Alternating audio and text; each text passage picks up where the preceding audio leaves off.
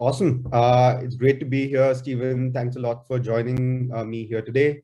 For folks, I'm Romit. I'm an investor at Lightspeed, focused on Web3 investing. Lightspeed is a $7 billion fund, which we have recently raised, investing across multi-stage and across different categories. Been investing in Web3 since 2014, investors of several large outcomes, including Off-Chain Labs, and it gives me immense joy to host Stephen here today. Stephen, thanks for joining us. Definitely. Thanks for having me. Pleasure. Stephen, maybe to kick off, for those of for those of us watching who may not know about the story, can you tell us a little bit about yourself and about how did the idea for Off-Chain Labs come about? Absolutely. So I did my PhD in Princeton University together with my two co-founders. Actually, Harry, our CTO, also was a PhD student, and Ed was not a PhD student, but a longtime professor there. And Arbitrum started off as an academic project. It actually started off with, before I was even involved, in about 2013. And actually, if you go on YouTube and look for the earliest mention of Arbitrum, you'll find the class project from fall 2014 in Princeton. And Ed was leading that project. And the reason why I find that interesting to mention is because it predates Ethereum's launch even by about 6 months. And we were thinking about scaling smart contracts, or at least Ed was, well before, any smart contract platform was live. But fast forward, I got involved in the project around 2017. And we published a paper at Princeton in 2018. And then we went ahead and said, hey, this technology is really, really important. And we believe that scale is only going to become more of a problem over time, right? As demand increases, more people want to use the system, more strain goes on the infrastructure. There's more need to build scaling technologies. And importantly, scaling technologies that preserve security and decentralization. Because if we end up scaling by giving up on our core values, you say, hey, why are we even here in the first place? So we went ahead and said, okay, we wrote a great academic paper. Now let's build it into production. And that was August of 2018. So here we are nearly 4 years later, and we've built it into production. And I think our work is still have a ton of work ahead of us, more than we probably could have imagined, but we're really happy with the product we've launched today. We're constantly thinking about how to make it more open to users, more inclusive to more users, more applications, and be super excited for the future of Arbitrum. I'm sure it must be extremely gratifying to see the response that you've been getting today after years and years of work on that. Stephen, of course, we're having this conversation in light of several announcements in the space that happened yesterday from Polygon. For the broader audience today, could you sort of talk a little bit about, at a high level, what is the difference between ZK rollups and optimistic rollups? And how do you sort of really expect this competition to play out from a point of view of developers who are looking to deploy applications while choosing one of these two systems? Great question. And I'll start with what we have in common. So we're all rollups, and that's the common denominator. A rollup is a way to build what's called a layer 2 chain, or a chain that sits on top of another chain and gets its security from that chain. And in our case, that's Ethereum. Ethereum is the layer 1. But the problem with Ethereum is very secure, very decentralized. It doesn't scale very well on the layer 1. And the way Ethereum scales is by layer 2s. Vitalik Buterin wrote about 2 years ago in a blog post, said, ETH2's roadmap is roll-up centric. So roll-up is that word that unites us all. And the question is, how do you build a roll-up? So what is a roll-up? A roll-up basically takes a lot of transactions off-chain. Instead of making Ethereum do all of that work, it proves to Ethereum what happened. So it says, hey, Ethereum, don't worry, I'm going to do all the work, but I really want Ethereum's correctness. I want Ethereum's security. So Ethereum has to give its stamp of approval and say this is correct. And so the rollup proves to Ethereum what happened off-chain. And then the question is, where optimistic rollups and ZK rollups differ is how they do that proof. In ZK rollups, they do something called the validity proof. They say, hey, Ethereum, here is a proof of what happened. In optimistic rollups case, we do something called the fraud proof. And the reason it's called an optimistic rollup is actually because in the happy case, in the optimistic case, there's no proof at all. You just say, hey, Ethereum, this is what happened. Only if someone goes ahead and challenges that do we then go ahead and do a fraud proof. And that's sort of the core differentiator between optimistic rollups and ZK rollups in the proving technology. We're all proving, but the question is, how do we prove? In terms of how this plays out and how users choose, the fact is that today, the only live network, the only live true rollup network that's live today, the only fully built out rollup that's general purpose meaning anyone can launch the chain, it's EVM compatible, is Arbitrum. There is no other fully built out rollup today. that's general purpose, and it's EVM compatible. Not optimistic. There are other optimistic rollouts, but they haven't built their proofs out yet, and not ZK. And the announcements today, I'm a researcher by heart. I did my PhD in cryptography, actually, so very, very exciting announcements. But there are announcements that are a very, very early stage. It's saying, hey, we're going to launch a test net soon. Another team is saying, hey, we have a pre-alpha of a ZK EVM. The problem with the ZK EVM, it's a very, very intractable problem. And I think we're very, very far away from production of that system, of those systems. But exciting progress has been made by these teams. But again, it's still pre-test net, very, very early progress. And the thing that I'd watch is, remember I said Arbitrum is an optimistic system. It doesn't have to do those proofs. The really, really expensive thing in ZK rollups is actually those proofs. Saying, hey, here's a proof. It's very, very expensive to compute. And there is no ZK rollup that actually general purpose ZK rollup that does those proofs today for the EVM. So we really don't have no benchmarks of what they cost, but we don't have to do that. And our system runs much, much cheaper, much more cheaply. And I think that's going to be a core differentiator, and also the one of compatibility. Today with Arbitrum Nitro on DevNet and soon on mainnet, we're actually using Geth directly. We are as close and as compatible to Ethereum as possible. And that means if you're an Ethereum developer, you have code written already, or you have knowledge that you built, you have tooling that you'd like to use, it will all work directly on Arbitrum. And the level of compatibility with ZK rollups, I don't think will ever be that close, because it's a fundamentally different computing paradigm, and they're trying to sort of retrofit it. Again, very, very exciting technologies, but there is definitely some pressure, as you see, for these teams. I don't think it's a coincidence that there were 3 teams on the same day that announced, hey, we're the first ZK EVM. There's a lot of pressure to go first and show that we have something. But if you take a step back, while the developments are very, very exciting, they're a ways away from mainnet. And I think the costs of Arbitrum will always be significantly cheaper, even if and when they reach mainnet, as will the compatibility be much, much better for optimistic rollups. So long-term, I'm bullish for Arbitrum today, as I am bullish for Arbitrum in the long term. And the last thing I'll say is, we're launching Arbitrum Nitro soon on mainnet. And that's a massive development. A year after we open our mainnet, we're having a massive new development. So we're not saying, okay, we're done, here we are. We're constantly saying, how do we do better? And the guarantee that I'll give everyone here today is we will always be offering the best scaling technology today. It's undisputed that the best production-ready scaling technology today is Arbitrum's flavor of optimistic rollup, is Arbitrum's interactive fraud proofs, which we have running today. And if you compare us to any other team today, including ZK teams, that's clear. And in the future, it's not going to be, there's a fallacy people sometimes do, which they like to compare the future eventual vision of the ZK teams with where Arbitrum is today, right? But you have to do one or the other. You compare us today for them today, and clearly, I think Arbitrum is far ahead. And compare us to the future to them in the future. And we don't know exactly what their progress will be in the future. We don't know exactly what our progress will be in the future. But we're not stopping, and we're continually asking ourselves, how do we do better? And if it turns out that incorporating at some point ZK components in Arbitrum makes sense, we'll absolutely do that. At this point, though, that technology is not ready, and we're confident the technology we have is the best today. But the researcher in me and the community, I'm very, very excited about the progress of these teams, and I will be continuing to watch that because I think it's very, very important and exciting progress. That's a very interesting point, Stephen. I think when somebody thinks of Arbitrum, it is optimistic rollups that come to mind. And I think your point is well taken that is the production ready technology today, but you're not ruling out ZKs. If in the future it pans out in a way that it makes sense for you to incorporate it, that is something you'd look at. So I think that's an important point, and thanks for articulating that. Coming specifically to the current state of optimistic, L2s, there's obviously one large competitor in the space. In some sense, the battle for L2s is about getting the mind share of developers themselves. Maybe, if you had to put yourself in the minds of developers today, how would you think that they would make the choice between you and the other competitors who are out in the optimistic space?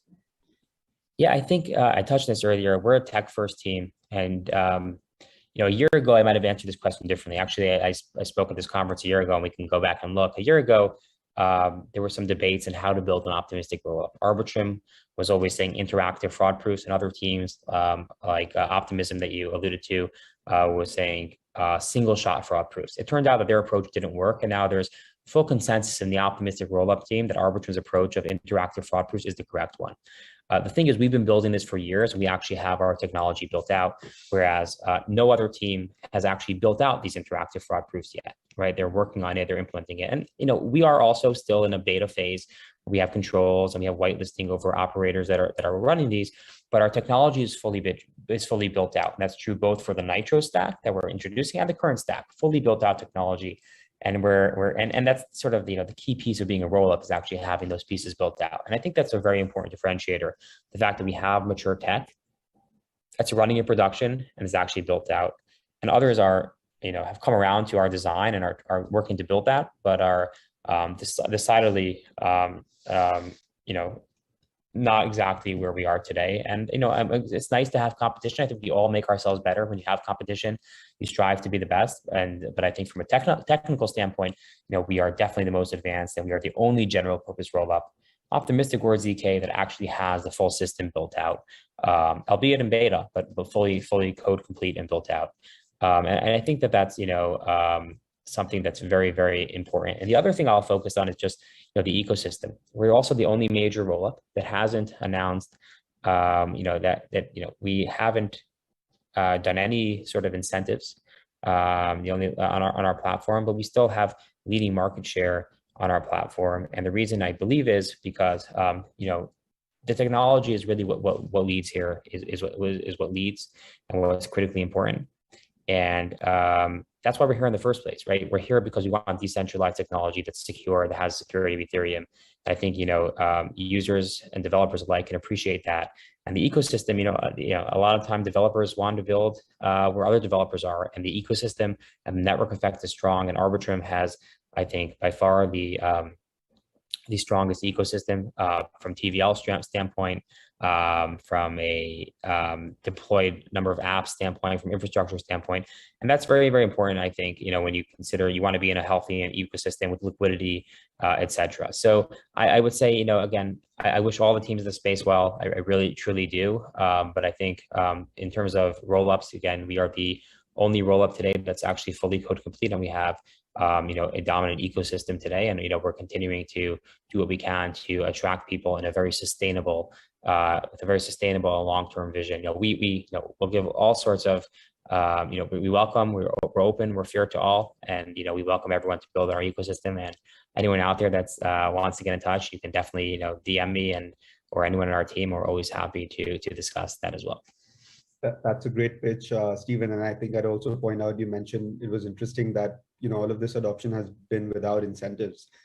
And that, I think, in turn just generates a fair amount of chatter on Twitter. But, I want to move away from that and just understand your vision for Arbitrum itself. You announced Nova about, I think, a week ago. And that seems to be a little bit more social and gaming focused, while Arbitrum One is NFT and DeFi focused.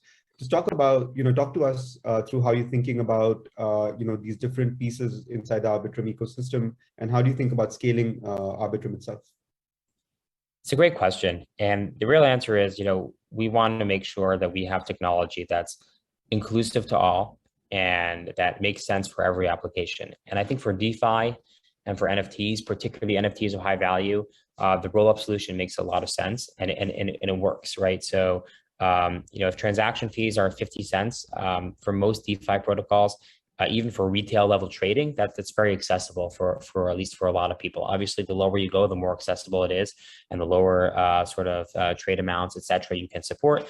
But for many users, and it's very, very accessible, and we think it's important. We're also lowering those fees over time, even in the rollup. Arbitrum Nitro will lower our fees, and we'll continue to adopt new measures. We're launching new compression as part of Nitro.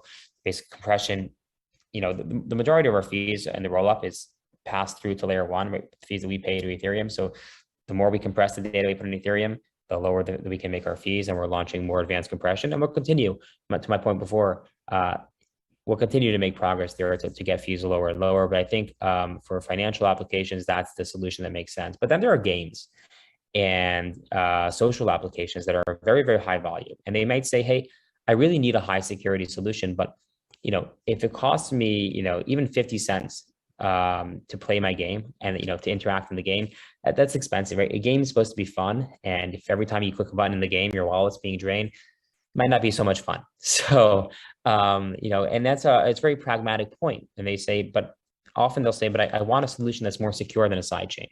I want a solution that's Ethereum based and more secure than a layer one. So we went to the drawing board and said, hey, what can we offer these teams, right? These teams want a more secure solution. Is there anything we can do? And that's where the AnyTrust technology really came to light as a really good contender. The Arbitrum Nova chain is our chain built on the AnyTrust technology. And this is a way we could say, hey, we can give you a really secure chain and really, with much better security than a sidechain. Not quite a roll-up, but much better security than a sidechain, but with fees that are competitive or that are much lower than the roll-up. And I think that's, an important design space for people. One of the things you have to realize is different teams, different users, different applications have different needs. And there's, there may not be a one size fits all for everyone. And that's what we're trying to get at, which is, there was a need in the market, which is there are these teams that want a higher security chain, but the rollups were sort of just not working for them, at least in their current iteration. And, we said, can we fill that need? And I think, Arbitrum Nova is a really good solution to that. And so the question then is, so how do we scale Arbitrum?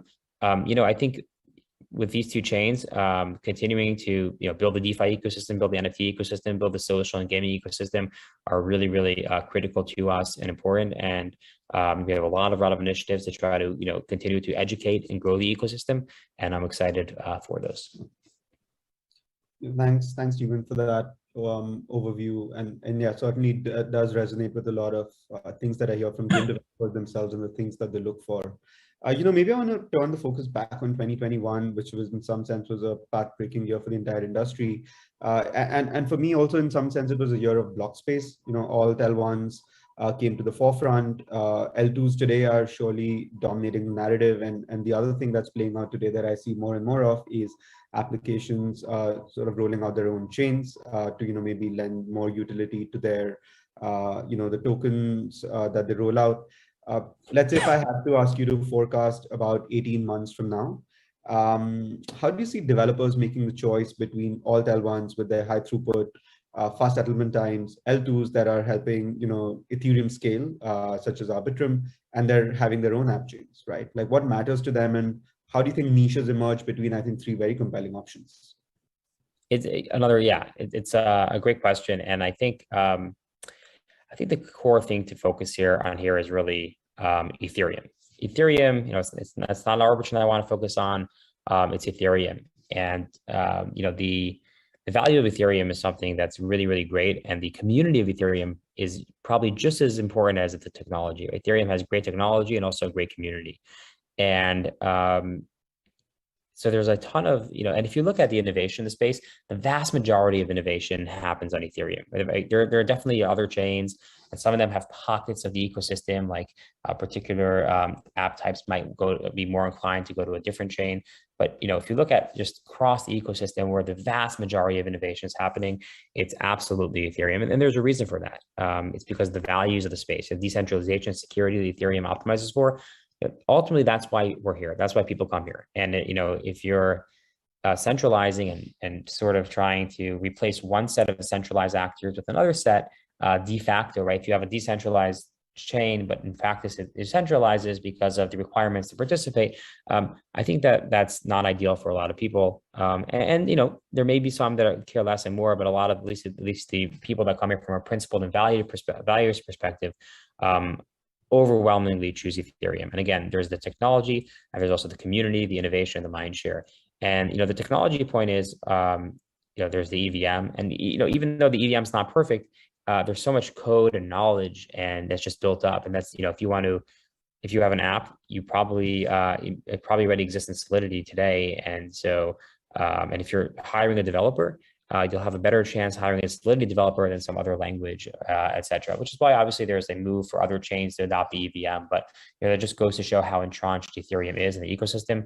And that's something which I think needs to be, is sort of the foundation here. And then we say, so how will users make that choice?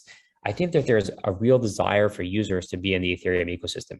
I speak with teams all day long, and I don't think I've ever heard someone say, I I don't want to be in Ethereum. Usually people will say either I want to be in Ethereum or I can't be on Ethereum, right? Ethereum's not working for me today. That's something which I hear relatively often, but it's never like, hey, from a values perspective, I don't want to be on Ethereum. The only time I really see anti-Ethereum is when, particularly in the smart contract space, when people have financial incentives involved, maybe they're invested in another project. But I think most applications that are coming to it want to be on Ethereum, and either if they launch on Ethereum or they say I can't launch on Ethereum. And that's what we're doing at Arbitrum. We're trying to make Ethereum more accessible to people. So we don't want people to say, I want to be on Ethereum, but I have to go elsewhere, right? We want people to say, no, I want to be on Ethereum. And Arbitrum is that layer, is the retail layer for Ethereum. I can be on Ethereum now via Arbitrum. And that's what we're trying to do for people. So Arbitrum makes Ethereum more accessible. So I personally am very, very a long-term believer in the dominance of Ethereum. And I think once we have, and we have today, but once solutions like Arbitrum become more prominent and get more mainstream adoption, that's just going to fuel more and more adoption to Ethereum. Because like I said, usually it's when I speak to teams, and obviously there are teams that I don't speak to, but the majority of teams that I speak to that aren't building Ethereum say, we looked at Ethereum, but it didn't work for us for this reason. And we're trying to solve all those problems from a UX perspective, Arbitrum gives you fast confirmation. So you press a button, you get a response. Arbitrum will lower your fees immensely. And we have work to be done. How do we lower those fees more? But the question always is, how do we lower those fees more without sacrificing the security and the decentralization of Ethereum? So when I look forward to the next year, to the next 18 months, I think that's going to be the defining characteristic, the accessibility of Ethereum, the inclusiveness of Ethereum, and that's going to be really enabled by layer twos. And, there's a lot of decision points you can make in Ethereum. For example, you can choose to launch an Arbitrum Nova. If you're a game, you can choose to launch an Arbitrum rollup. And actually, some projects, there are ZK projects, for example, that today launch app-specific chains for projects, and you can do app-specific rollups and optimistic rollups as well. Some projects may decide to be on Ethereum via an application-specific rollup too. That's what the beauty of Ethereum. There's going to be, I think, lots of different options, many of them provided by us at Off-Chain Labs and Arbitrum, many different options to be on Ethereum. And the idea is, no matter who you are, no matter what type of project you are, with the help of L2s like Arbitrum, Ethereum can work for you, and there will be a way for you to build your product on Ethereum. Stephen, thanks for that answer. I think we have 5 more minutes left. Maybe I want to squeeze in a couple of questions and still make sure that we're on time. Since you mentioned about Ethereum and sort of how L2s play in that ecosystem, I do want to ask about the argument around the economics and cannibalization that happens with Ethereum. You do mention that most of the fees that you earn in Arbitrum, you do pass to Ethereum, but it is in turn Arbitrum that's helping scale that solution. How do you think of resolving this kind of an issue that exists, and what does that say about the long-term economic sustainability of L2s with Ethereum? Yeah. So is on the cannibalization point is the idea that we're taking the volume from Ethereum, and maybe one day we will be Ethereum aligned. Like for example, like if developers are choosing you, could Arbitrum potentially become its own L1 one day? Which allows you to capture more of the value that you're generating versus necessarily passing that on to Ethereum.